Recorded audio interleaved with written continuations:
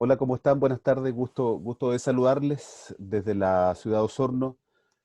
Lo que queremos hacer tal vez no dicta mucho de que en otros grupos se está haciendo, que es invitar al diálogo, a la reflexión, a la opinión, recabar de diferentes actores públicos qué es lo que está sintiendo en este momento desde diferentes perspectivas, desde el ámbito público, del ámbito privado, desde el ámbito académico.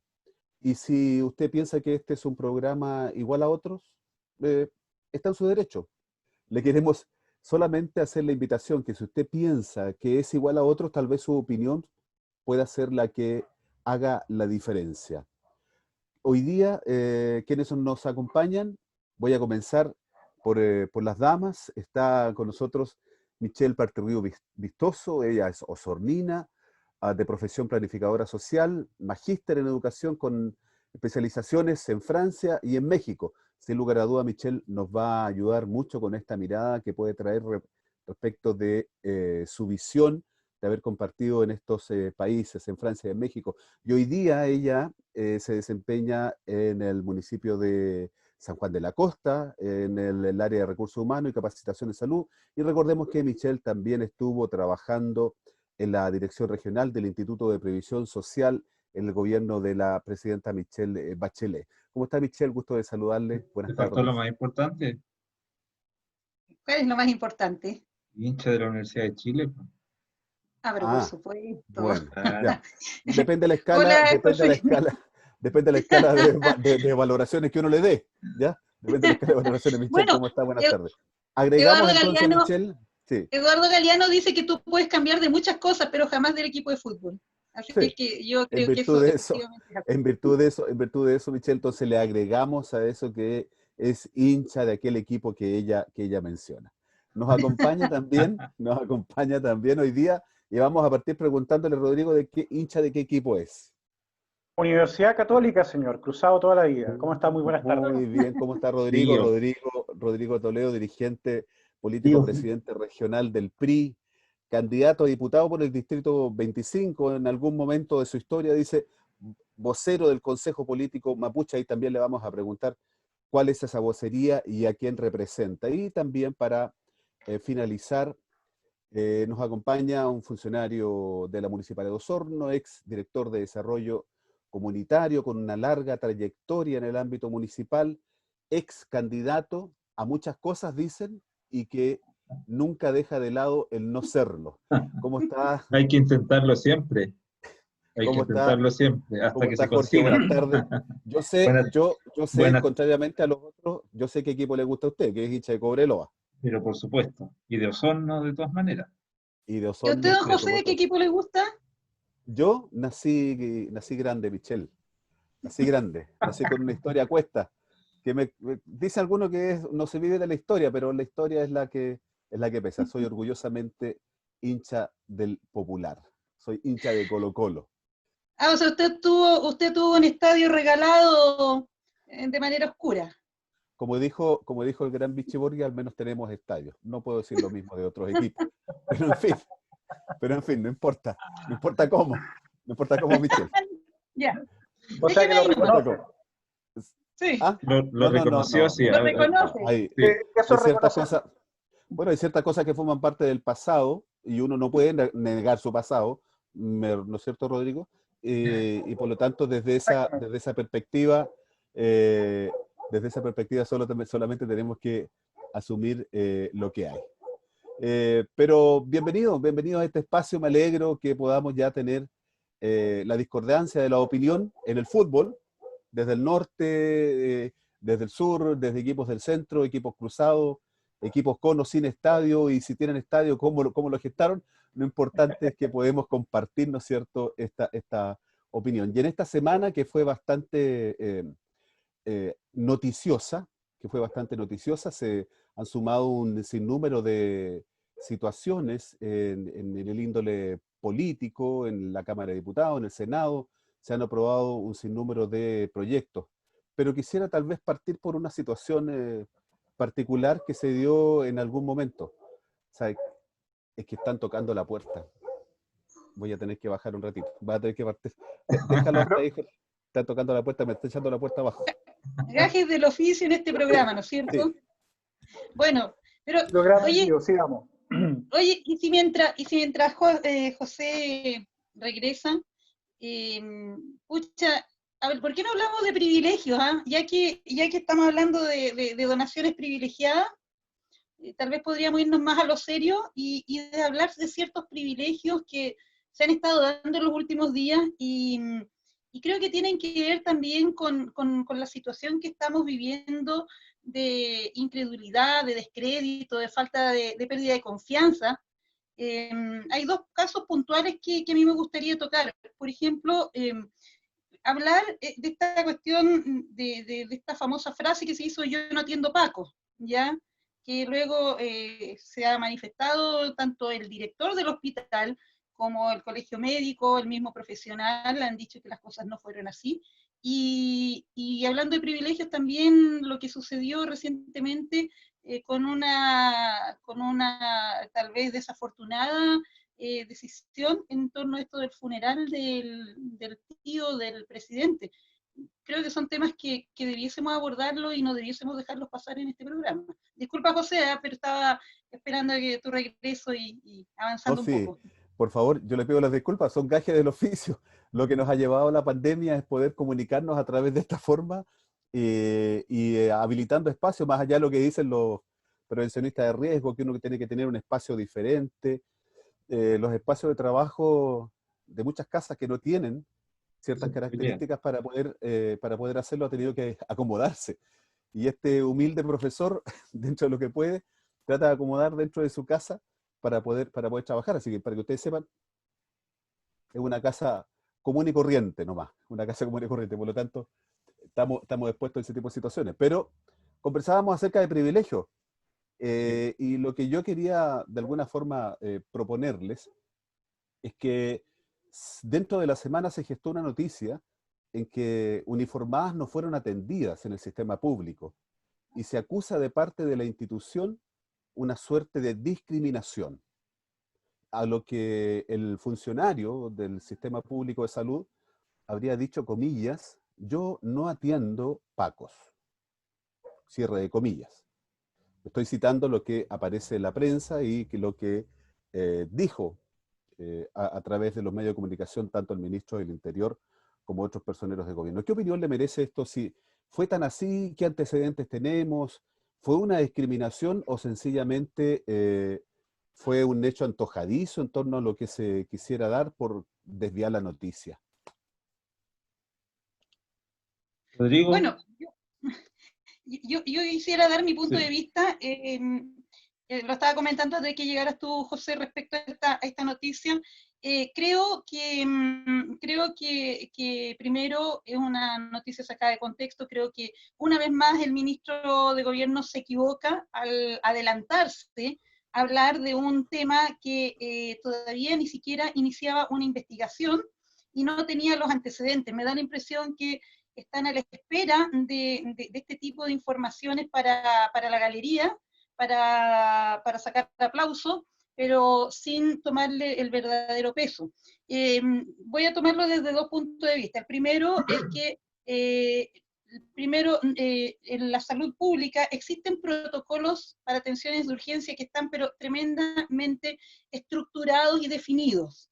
Por tanto, cuando alguien llega a la atención, a nadie, y efectivamente es así, porque yo trabajo en salud pública, puedo decirlo, a Y ojo, nadie se le niega la atención esto cuando fue en alguien va en un centro de atención de salud familiar, fue en atención en un primaria. CEFAM, Sí, en en un un CEFAM. CEFAM. Yo trabajo en un CEFAM, entonces puedo decir cómo es el trato. Cuando alguien llega y alguien cumple con los criterios de estar en una situación de emergencia, a esa persona se le atiende, sea uniformado,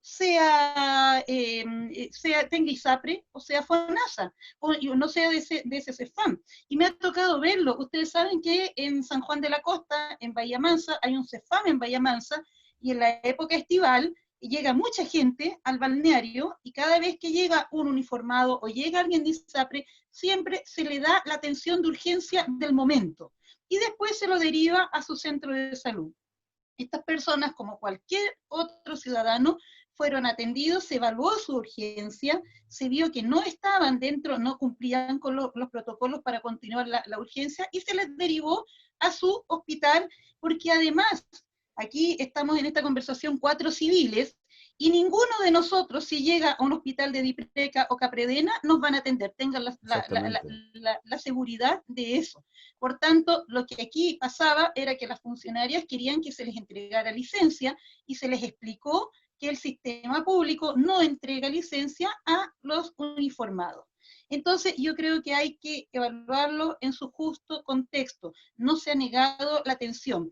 Y lamentablemente estamos en un país donde estamos al pesque con la xenofobia, y cada vez que suceda una situación así, van inmediatamente a crucificar a aquella persona que sea extranjera, cierto sector del país, porque no es todo, pero hay un sector que está a la casa para poder denigrar a ciertos profesionales o personas que sin profesión le hacen también un tremendo aporte a la sociedad.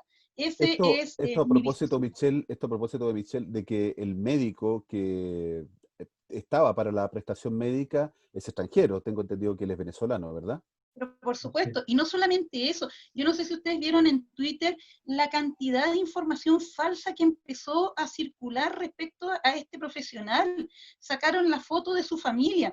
Entonces, pero miren, estamos en una época tan encrispada que todo prende, aquí todo prende, pero que lo prenda y lo avive el ministro de gobierno, lo encuentro impresentable. Esa es la postura que tengo. Estamos trabajando, los ministros están trabajando para la galería, Rodrigo. Están tomando aquello que finalmente les puede favorecer para llevar adelante una gestión de gobierno que en algún momento dijimos no daba punta con nada y sencillamente estaba a los tumbos. ¿Están así? No, aquí ocurren varias cosas, o sea, así como con la misma fuerza de pronto que se reclamamos de un sector, ¿cierto?, por algo tan bajo como hacer públicas las fotografías familiares.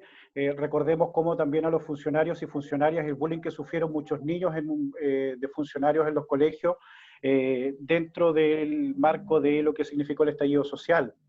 Ahora, con esta misma prudencia que muchos piden que primero se tengan los antecedentes, me gustaría que también un sector de la oposición, sobre todo uno que está absolutamente atrincherado por obstaculizar todo lo que venga de forma oficialista, tuviera, digamos, los mismos, y también estos ejércitos que existen en Twitter por ambos sectores extremos, por cierto. Pero creo que siempre hay que ser prudente en materias de investigación y de tener todos los hechos, porque al margen de cómo sea esto, nosotros no sabemos si efectivamente no es lo mismo decir aquí nosotros no emitimos la licencia que decir que aquí no se atiende en Paco. Eso en materia de investigación primero. Yo no estoy diciendo que eso haya sido así. Por lo tanto, hay que ser prudente con esos tiempos. Y por otra parte, yo también me pregunto, por ejemplo, cómo es posible de que un ministro recién asumido en menos de 24 horas haya tenido una denuncia por abuso, otra denuncia por algo que ocurrió hace un tiempo atrás, y además haya tenido una funa. O sea, aquí de pronto uno llega a pensar de que efectivamente existen ejércitos en Twitter y todo. Quiero pensar de que no es así, pero a veces realmente con la rabia que se entregan antecedentes, con la rabia en el fondo que se expresan ciertas posiciones, pareciera de que hay gente que está formando capital político con lo mal que le puede ir al gobierno. Efectivamente, yo siento que siempre, sea del lado que sea, siempre hay que ser prudente con respecto a los temas de investigación. Por lo tanto, coloque estos antecedentes, y aquí no solamente ver si alguien tiene un uniforme o no, sino que medir con la misma vara. Imagínense ustedes lo que fue para los niños, hijos de funcionarios, tener que asistir a clases el año pasado, o cómo se sintió ese padre o esa madre por el hecho de vestir un uniforme, que le hayan hecho pública sus direcciones, las fotos de sus hijos, etc. Es decir, en ninguno de los casos yo estoy avalando esto, porque la violencia hay que Perdón, criticarla. Rodrigo. ¿Sí? Perdón, pero o sea, si vamos a hablar de los meses del estallido social, entonces imagínate tú cómo se sintieron esas familias, esos padres, esas madres de aquellos que perdieron su vista. Entonces, la verdad es que no podemos poner el dedo en la llaga en el dolor de lo que se vivió en ese proceso. Lo que vive la familia Gustavo Gatica todavía es un dolor inmenso. Y yo puedo concordar contigo que efectivamente existen barras bravas en el Twitter, en las redes sociales de uno y de otro lado, pero un ministro de gobierno no lo puede hacer. O sea, una autoridad no puede salir dando la declaración que dio sin tener una investigación siquiera en curso. Tiene que estar cerrada. Entonces creo que eso es una imprudencia que no le hace bien a Chile en estos momentos, cuando nosotros necesitamos tener credibilidad en las autoridades que está tan perdida hoy en día. Cuando Rodrigo se refiere, cuando Rodrigo tú te refieres ahí a ciertos sectores, pero pongámosle nombre a estos sectores. ¿Quiénes por Rodrigo? ¿Quiénes? ¿Quiénes A son de ver, acá? ¿Quiénes son de allá? Porque, digamos, las cosas como son, pues, no podemos dejarlo ahí en el limbo de que son de aquí, que son de allá. Digamos las cosas por su nombre. Pongámosle nombre a esta situación. ¿Quién es Rodrigo? mira, yo creo que existen, te voy a colocar un ejemplo, no digo que sea algo gremial, pero qué triste es ver un alcalde como Jadwe, por ejemplo, hoy día, que está haciendo bajo los argumentos que sea, pero en el fondo una acusación constitucional contra un presidente y un exministro, cuando tú en el fondo la preocupación que hoy día debe reinar en el país es cómo sacamos esto adelante.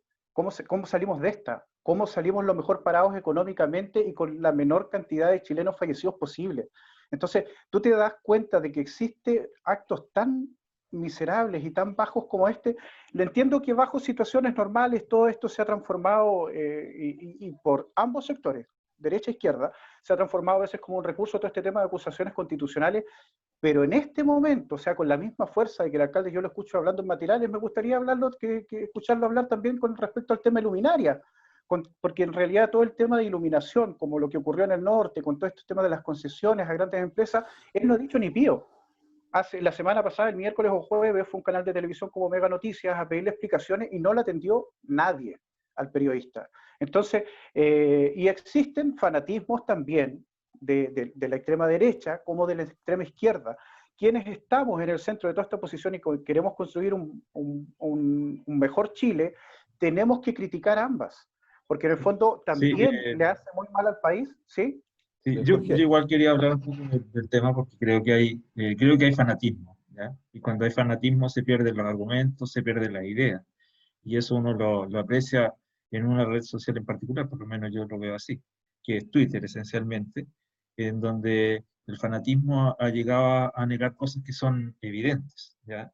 Por ejemplo, todos levantaron a la figura del ex ministro Mañalich como el gran jefe, y el gran jefe renunció a la semana que levantaron esa tendencia, y lo que hemos ido descubriendo después que se va es que el número de contagiados no son los mismos que habían cuando él informaba, y que el número de muertos tampoco son los mismos. Entonces yo creo que el fanatismo a veces niega la razón, y en ese sentido creo que uno tiene que ser súper claro en términos de, primero, investigar, y en el caso del doctor venezolano, creo que yo antes de opinar lo seguí como 2 días para ver en qué decantaba esto, y claramente hay ahí como 3 factores, que nos bastó con decir un médico nos negó la atención, dijeron un médico venezolano.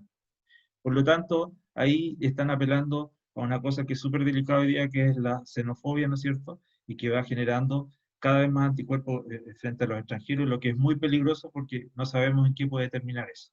Segundo elemento, desde mi perspectiva, el ministro del Interior se equivoca esencialmente, porque quienes están entregando la información son carabineros, ¿ya? Y yo lo quiero poner de esa forma, en el sentido de que Carabineros hace tiempo que dejó de tener la confianza y la credibilidad que todos los ciudadanos chilenos teníamos en ellos. Digo todos porque prácticamente era la institución que en algún momento llegó a encabezar los rankings de mejor evaluadas, ¿no es cierto? Estaba en primer lugar, pero con el tiempo hemos ido descubriendo que estaba de por medio la Operación Huracán, que estaba de por medio del encubrimiento a asesinatos como el caso de Catrillanca, ¿no es cierto?, recientemente, etcétera, etcétera. Entonces, una institución que ya tiene el desfalco, ¿no es cierto?, que va en los 30.000 millones de pesos, ya una institución que tiene antecedentes, yo creo que no se le puede creer a tontas y a ciegas. Y ahí creo que el ministro del Interior, Gonzalo Blumen, se equivoca.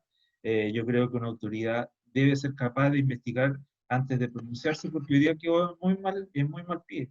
y en ese sentido creo que hay que terminar con el fanatismo y racionalizar esto para que podamos salir adelante.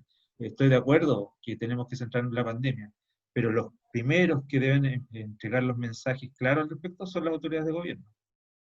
Jorge, me quedo contigo a raíz de que pones a los ministros en el tapete de la discusión. ¿Puede un ministro como fue el ex ministro de Salud Mañalich, esconder la información o sencillamente tener más poder que el mismo presidente de la República? Yo creo que ahí hay una situación. A ver, cuando uno escucha a los ministros siempre hablan en nombre del presidente. Y el ministro A lo Mañalich, menos eso dicen que tienen la y el confianza de él. ministro Mañalich muchas veces apeló a que él contaba con la confianza del presidente. Y para que tú tengas la confianza del presidente, ¿no es cierto?, tienes que conversar con él y entregarle todos los antecedentes. Por lo tanto, yo debo pensar que el presidente sabía todo el número reales de contagiados, sabía cuáles eran los muertos, las cifras exactas, sabía el tema de muertes probables, todo lo que informaba el DEIS del Ministerio de Salud, ¿no es cierto?, que se informaba de la Organización Mundial de la Salud. Por lo tanto, hoy día esa figura que quieren también levantar de que el ministro Mañalich es poco menos que el cordero que va a ofrecerse al A la sacrificio inmolación. para salvar a todo el gobierno, me parece que también es una figura exagerada. Y creo que en la medida de que profundicemos la democracia, vamos a poder ir conociendo estas cosas.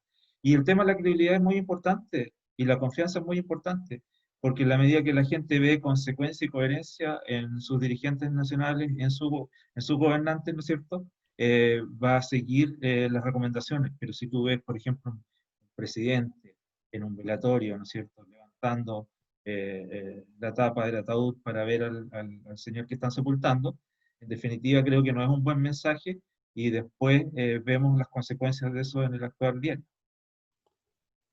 Sobre todo si rato antes, horas antes, el mismo presidente había puesto, ¿no es cierto?, en el tapete público la promulgación de una ley que drásticamente sanciona, ¿no es cierto?, a quienes no cumplan ciertos parámetros dentro del estado de excepción o lo que se denomina, ¿no?, por la misma autoridad sanitaria. Michelle, ¿es un gobierno con falta de credibilidad absoluta o hay algo bueno que pueda tener este gobierno en todo esto que estamos hablando? Mira, yo discrepo con Rodrigo en cuanto a la apreciación que hace del alcalde Jadwe, ¿ah? Sin pertenecer al Partido Comunista y sin militar en ese partido. Yo creo que el hecho de que hoy día se haya declarado admisible la presentación que hace Jadwe quiere decir que algo hay que decir. La verdad es que generalmente cuando apelamos a las buenas intenciones y cuando apelamos al momento de crisis que se viven, generalmente los que apelamos a eso y los que aceptamos la apelación y los que nos ponemos del lado de ponernos en el lado bueno, somos los que siempre terminamos perdiendo. Porque si tú te das cuenta que un día tú tengas 3.000 fallecidos y que de la noche a la mañana te parezcan 7.300, pucha, algo pasa. Y no son números, se está muriendo gente, y se está muriendo gente con familia que están viviendo ese dolor, y que eso lo tomen tan a la ligera como que solamente, oh, nos equivocamos, no, estamos contando de otra manera, no lo vean así. La verdad es que yo creo que no le estamos tomando el peso a lo que es. Así es que si un alcalde, cuáles sean los motivos por los cuales lo hace en estos momentos, yo creo que es necesario que lo haga. Si no persiste la acusación, perfecto, pero ojalá también sirva para cambiar el rumbo, porque fíjate que ¿cuánto llevamos con el nuevo ministro? Una semana, 10 días, y el ministro, no tengo nada que decir, es un hombre muy educado, es un hombre que tiene aparentemente una capacidad de escucha tremenda, de inclusión tremenda, pero el cambio, no se ve cambio, la estrategia, se lo han dicho por todos lados y no vemos mayor estrategia. Por tanto, yo no me asustaría tanto con una acusación que se presenta, porque creo que el gobierno necesita rendir cuentas, necesita decir lo que realmente está sucediendo. Es una angustia tremenda no saber qué va a pasar de aquí a 2 semanas. ¿Qué va a pasar en septiembre? Fíjate tú que se firmó el proyecto del ingreso familiar de emergencia, pero todavía no está publicado.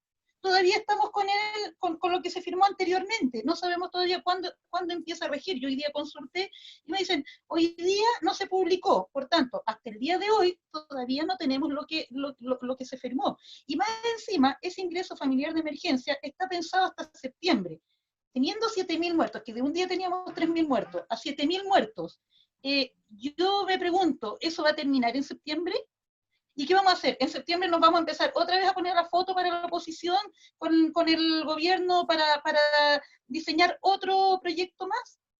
Entonces, con ese argumento, creo que no está de más si alguien lo emplaza.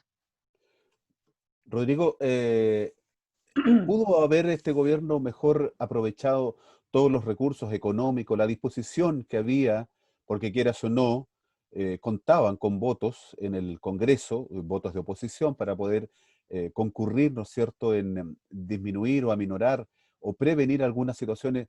¿El gobierno va de tumbo en tumbo, en realidad no ha hecho nada bien? ¿Hay algo que podemos rescatar de todo esto? ¿Es la figura de Mañalich en realidad toda la herramienta disonante en toda esta maraña de ejercicio gubernamental? Mire, yo creo que partía cierto de que a pesar del tremendo aporte como líderes sectoriales y líderes territoriales de los alcaldes, algo que generó, siento yo, y se empezó a dar, es la dicotomía que existe entre economía y salud, porque en el fondo se empezó mucho a cuestionar el hecho de primero la vida y después la economía, cuestión que es de toda lógica. Pero dentro de la economía también está parar la olla, dentro de la economía también está los gastos comunes, etcétera, o sea, perdón, los gastos básicos, y por tanto aquí se han ido diseñando diferentes estrategias ante un bosque lleno de incertidumbre.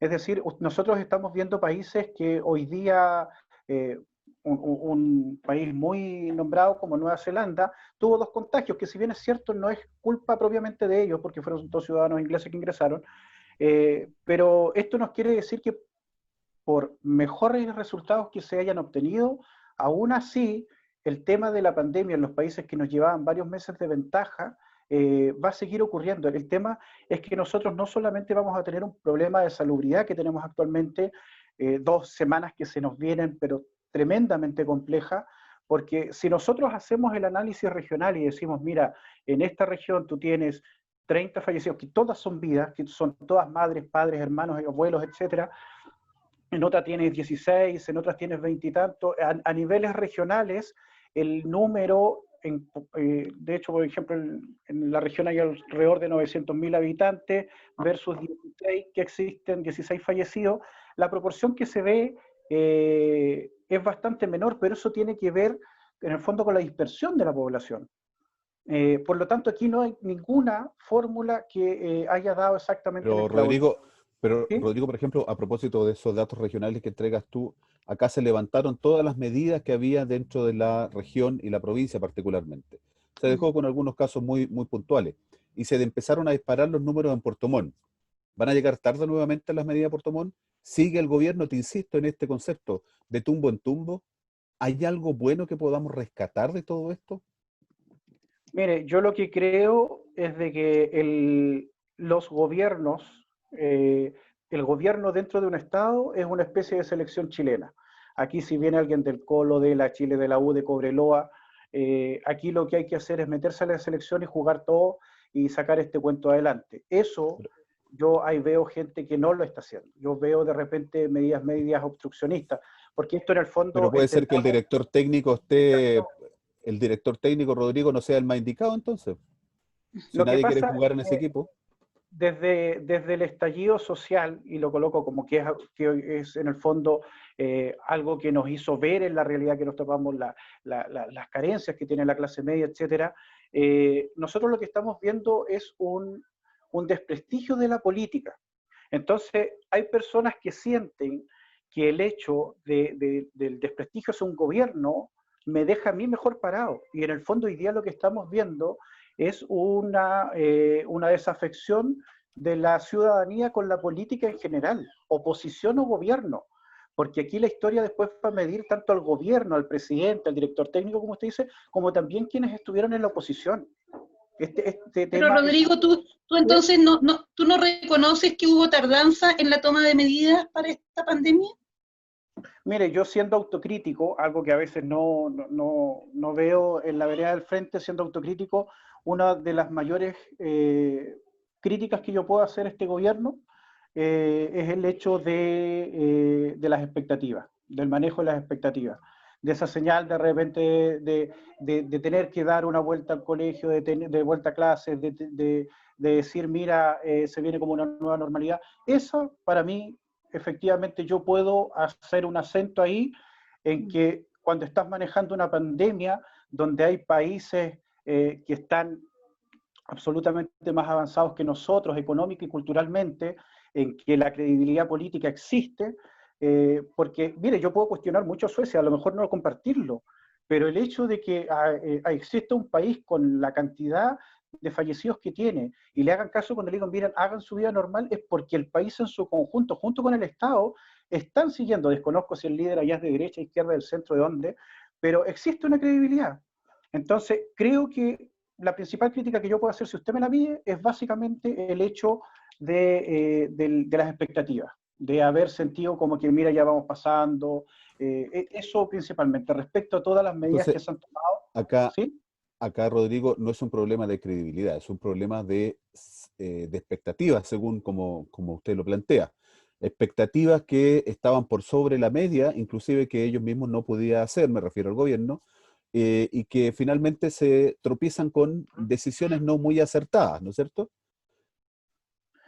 Yo lo que siento, porque ya va quedando poco de programa, ¿cierto? Entonces no Para quiero solamente... la Sí, pausa, hablando de fútbol, para este primer tiempo. sí, correcto.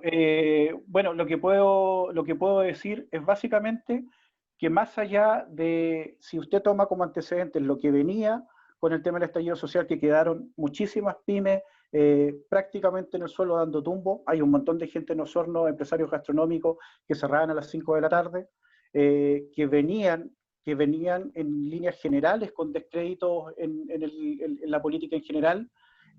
Yo creo que pensar de que podíamos estar mejor que otros países, creo que fue en el fondo creernos un poquito el cuento, y la verdad es que yo con la generación de expectativas